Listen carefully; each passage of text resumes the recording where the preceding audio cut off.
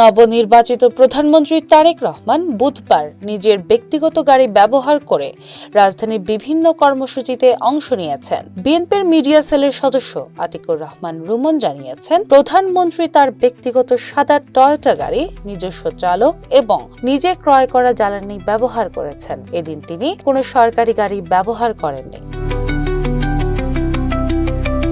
দিনের শুরুতে প্রধানমন্ত্রী সাভারের জাতীয় স্মৃতিসৌধে মহান মুক্তিযুদ্ধে শহীদদের প্রতি শ্রদ্ধা নিবেদন করেন। পরে শেরেবাংলা নগরের জিয়া উদ্যানে শহীদ রাষ্ট্রপতি জিয়াউর রহমান ও সাবেক প্রধানমন্ত্রী বেগম খালেদা জিয়ার সমাধিতে পুষ্পস্তবক অর্পণ ও মোনাজাতে অংশ নেন। উভয় কর্মসূচিতে মন্ত্রিসভার সদস্যরা উপস্থিত ছিলেন।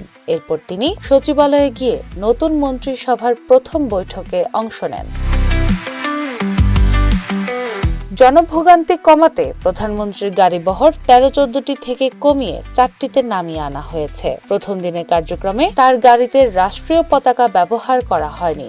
তবে রাষ্ট্রীয় অনুষ্ঠান বা বিদেশি অতিথিদের সফরের সময় প্রোটোকল অনুযায়ী পতাকা ব্যবহৃত হবে বলে জানানো হয়েছে।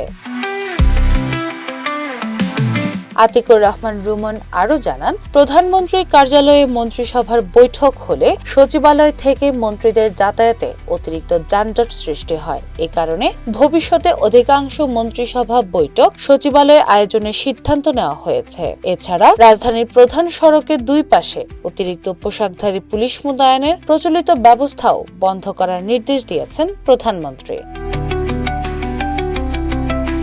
প্রথম কার্যদিবসে ব্যক্তিগত গাড়িতে চলাচল, সীমিত গাড়িবহর এবং সচিবালয়ে বৈঠকের সিদ্ধান্ত নতুন সরকারের স্বচ্ছ, সাদামাটা ও জনবান্ধব নীতির প্রতিফলন হিসেবে দেখা হচ্ছে। জনসাধারণের স্বাচ্ছন্দ্য ও যানজট হ্রাসকে অগ্রাধিকার দিয়ে সরকারি কার্যক্রম পরিচালনার এই উদ্যোগ ইতিমধ্যে আলোচনার জন্ম দিয়েছে। দিনা ইসলাম, বাংলা বাজার পত্রিকা।